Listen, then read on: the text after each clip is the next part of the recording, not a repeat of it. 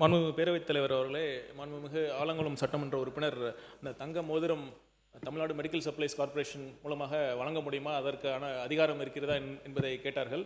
நான் இப்பொழுது இந்த கம்பெனியோட மெமரண்டம் அண்ட் ஆர்டிகல்ஸ் ஆஃப் அசோசியேஷனை நான் படித்து பார்த்தேன். அந்த தங்க மோதிரம் மருந்தா ஒரு மெடிக்கல் எக்யூப்மெண்ட்டானு கேட்டிருக்கீங்க. அது ரெண்டுத்துலேயும் வரல, அது எப்படி வாங்க முடியும்னு கேட்டீங்க. இதுக்கு முன்னாடி உங்களுடைய கவனத்திற்காக சென்ற திமுக மற்றும் அதிமுக ஆட்சி காலத்தில் டிஎன்எம்எஸ்சி மூலமாக தான் அந்த பெட்டகமும் நியூபார்ன் கிட்டுக்கும் பெட்டகமும் வாங்கியிருக்கோம். அதெல்லாம் மருந்தும் கிடையாது, எக்யூப்மெண்ட்டும் கிடையாது. அதுவும் எப்படி வாங்க முடிஞ்சுது அப்படின்னு நான் பார்க்குறப்ப அந்த பெட்டகத்தில் மருந்து மட்டும் இல்லை, துணி இருக்குது, அந்த குழந்தைங்களுக்கு கொடுக்கக்கூடிய அந்த கிளுகிழுப்பு இருக்குது, ஹாலிக்ஸ் இருக்குது, இந்த பேரிச்சம்பழம் இருக்குது. அதனால் நான் எப்படி வாங்க முடிஞ்சது? ஒரு நிமிஷம் நான் முடிச்சிடறேன்.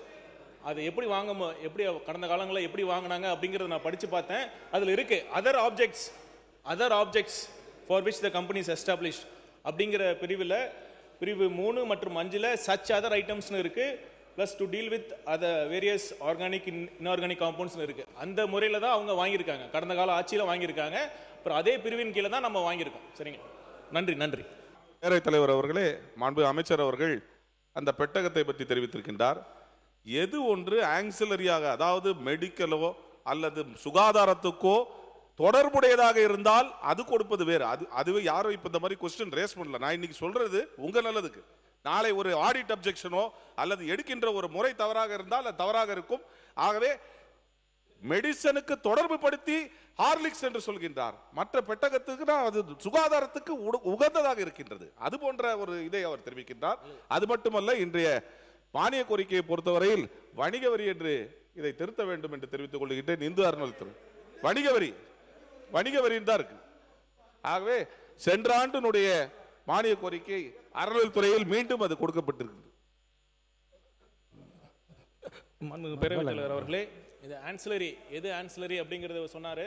அந்த குழந்தைகளுக்கு கொடுக்கக்கூடிய அந்த இது டாய்ஸ் இருக்கு, அந்த பொம்மைகளும் இருக்கு. அது பாத்தீங்கன்னா அதனால இதுவும் அந்த பாத்தீங்கன்னா நேரடியாக அந்த பிரசவங்கள் அரசு மருத்துவமனைக்கு வரக்கூடிய வகையில தான் இருக்கிறதுனால இதுவும் கண்டிப்பா ஆன்சிலரி தான். இது கண்டிப்பாக சட்ட வல்லுநர்கள் கலந்து பேசி அனைத்து துறை சார்ந்த அலுவலர்கள் பேசிட்டு அதுக்கப்புறம் தான் முடிவு எடுத்தோம். கண்டிப்பாக இந்த திட்டம் சிறப்பாக செயல்படுத்தப்படும் என்பதை தெரிவித்துக் நன்றி. உறுப்பினர்களுக்கு பிசினஸ் ரூல்லே ஏற்கனவே இந்த பெயர் மாற்றம் செய்யப்பட்டு வணிக வரி பதிவு மற்றும் அறநிலையத்துறை என்றுதான் அந்த பிசினஸ் ரூல்லே மாற்றப்பட்டிருக்கு என்பதை உங்கள் கவனத்துக்கு நான் கொண்டு வருகிறேன்.